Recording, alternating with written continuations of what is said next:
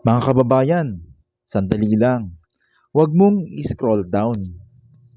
I-connect natin sa buhay ang ating bonsai. Ang bonsai style ay magkakaiba. Nasa isang hardin na pagsasama-sama. Nasa punong kahoy naman, hindi lahat mangga. Subukan mo mang imarkot sa abukado ay di uubra. Nasa halamanan din ay sari-sari. Sitaw, bataw, patani. Ano ang dapat maintindihan dito?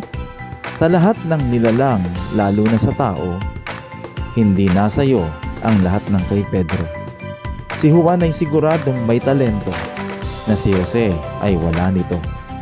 Dahil sa mga lalang ay gawa ayon sa kaukulan, hindi para magpataasan o magsiraan, kundi para magkaisa, magsama-sama at magtulungan. Tara mga kababayan, igalang irespeto ang pagkakaiba-iba ng tao. Sa paggalang at respeto sa pagkakaiba-iba, makapagkakamit tayo ng pagkakaisa.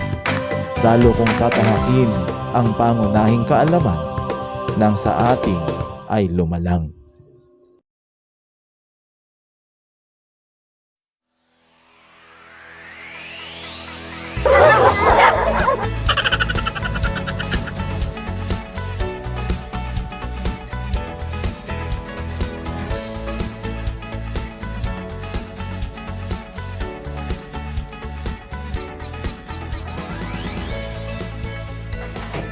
Ito na po mga kababayan, at natapos na po nating i-wiring itong isa na namang red ficus o ficus consina na bonsai material natin.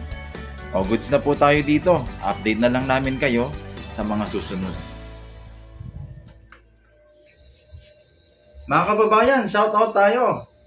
Shoutout po kay Bonsai Semeru. Shoutout kay Sir August Andan Texon and family. Shoutout po kay Sir Jaime at sa kanyang asawang si Ma'am LB Cruz at sa kanilang pamilya. Shoutout kay Sir Lito Miranda and family.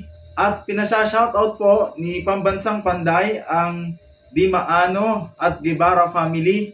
Especially po kay Ma'am Daisy Dimaano.